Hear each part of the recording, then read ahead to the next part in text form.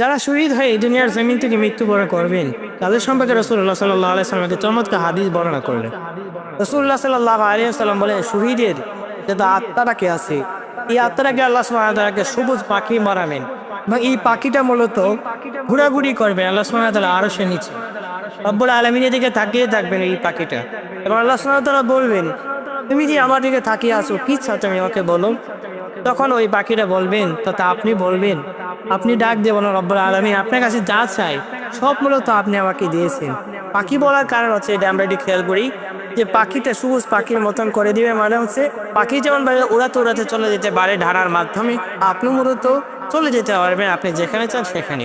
তো রব্বুল আলামিনের কাছে বলবেন, আল্লাহ এই দুনিয়ার জমিনের ভিতরে আপনি যা যা আপনি আমাদের কাছে বলেছেন, আমরা শুনে আসছিলাম, সবগুলো আপনি দিয়েছেন, আপনি কোনো কিছু আমাদেরকে কম রান নাই। তবে রব্বুল আলামিন বলবেন, বান্দা তুমি কি চাও। তখন আপনি বলবেন, আল্লাহ এতবার যে বলছো, বারবার বলতেছে, আল্লাহ বলবে যে বান্দা বলো বলো বলো। বান্দা বলবেন, রব্বুল আলামিন তুমি আমাকে আবার দুনিয়ার জমিনের ভিতরে পাঠাও না, শহীদে এত আনন্দময় একটা জীবন হয়, তুমি আমাকে আরেকবার পাঠাও না। তখন আল্লাহ সুবহানাহু ওয়া তাআলা বলবেন যে না বান্দা, একবারই পাঠানো হয় আর পাঠানো হয় না। শহীদটা বলবেন, আল্লাহ আমি তোমার রাস্তা ভিতরে আরেকবার মৃত্যুবরণ করি। আল্লাহ সুবহানাহু ওয়া তাআলা বলেন, না, একবারই। তো শহীদ এই মৃত্যুটা কতটা চমৎকার মৃত্যু। এই মৃত্যুটা একমাত্র পারে তারা যারা আল্লাহর প্রতি একমাত্র একান্ত বিশ্বাস রাখতে পারে। আল্লাহকে যদি আপনি ছাড়া যদি অন্য মানুষের প্রতি আপনি সেলিব্রিটি হয়েছেন, আপনি মানুষের দেখানোর জন্য, বা আপনি একজন বুলেটের আঘাতে মৃত্যুবরণ করেছেন, আপনি যদি বোঝান যে আমি মৃত্যুবরণ করেছি, অনেক কিছু আমার নামটা মূলত থাকে, যদি থাকে তাহলে তারা মূলত দুনিয়ার সম্মান পেয়ে যাবে, আখিরাতের সম্মান পাবে না।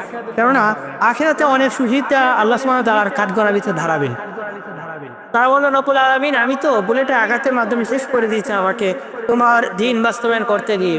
তোমার আল্লাহ সুবহানাহু ওয়া তাআলা না, দুনিয়ার জমিনের ভিতরে বাহবা পাওয়ার জন্য মূলত তুমি চেয়েছিলে, দুনিয়াতে বাহবা পেয়েছো, এখন তো আর বাবা কোনো প্রয়োজন নাই। তো আল্লাহ সুবহানাহু ওয়া তাআলার কাছে যারা শহীদ হয়েছেন এবং যারা শহীদ হওয়ার চিন্তা যারা আছেন, শহীদের তামান্না যারা মূলত করেন, আমরা এই জিনিসটা ভাবতে হবে যে আমরা চলে যাব, সবাই চলে যাবে, কিন্তু আল্লাহর জন্য, আল্লাহ নীতিমালার জন্য আমরা শহীদ হতে হবে। আল্লাহকে ছাড়া, আল্লাহ রাজি খুশি ছাড়া আমরা যেন শহীদ না হয়। আমরা শহীদ হতে হবে একমাত্র আল্লাহর জন্য, আল্লাহ রাজি খুশির জন্য। আল্লাহ রাব্বুল আলামিন আমাদেরকে শহীদি তামান্না হিসেবে কবুল করুক। শহীদি মর্যাদা যেন আল্লাহ রাব্বুল আলামিন আমাদের যারা ইসলামের জন্য, দেশের জন্য যারা মৃত্যুবরণ করেছে, তাদেরকে আল্লাহ রাব্বুল আলামিন শহীদি মর্যাদা দান করুক। আমি আসসালামু আলাইকুম ওয়া রাহমাতুল্লাহি ওয়া বারাকাতুহু।